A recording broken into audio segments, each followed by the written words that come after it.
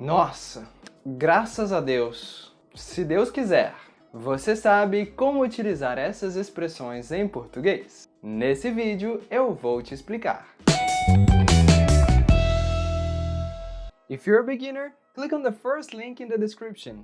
E não esqueça de ativar as legendas para você entender todas as explicações. Eu já fiz um outro vídeo aqui no canal dando algumas dicas para você soar mais brasileiro quando você fala português. E uma coisa que os brasileiros fazem muito é utilizar expressões religiosas durante as suas conversas naturais. É muito importante saber que você precisa ter muito respeito ao usar essas expressões, porque estamos falando sobre Deus. Mas, mesmo que você não seja uma pessoa religiosa ou mesmo uma pessoa cristã, você pode utilizar essas expressões em português sem nenhum problema.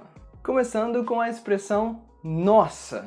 Nossa é uma referência a Nossa Senhora, a mãe de Jesus. Com o passar do tempo, nós encurtamos e dizemos simplesmente nossa.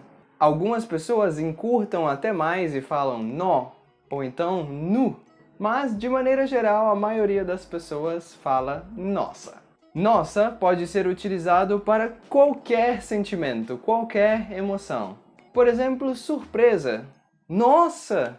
Tristeza. Nossa! Susto. Nossa! Ou então, felicidade. Nossa! É uma expressão para qualquer reação.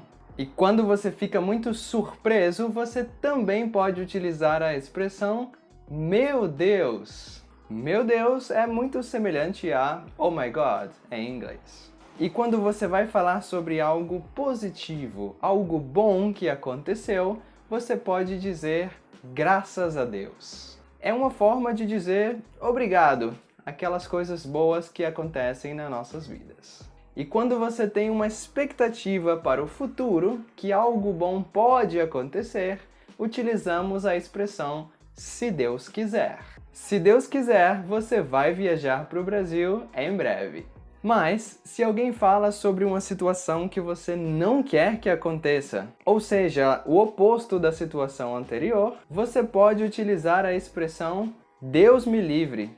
E para falar sobre algo ruim, negativo, mas na verdade algo que você não deveria estar falando, você pode utilizar a expressão Deus me perdoe. Por exemplo, se você não gosta de uma pessoa específica, você pode dizer Deus me perdoe, mas eu não gosto dele.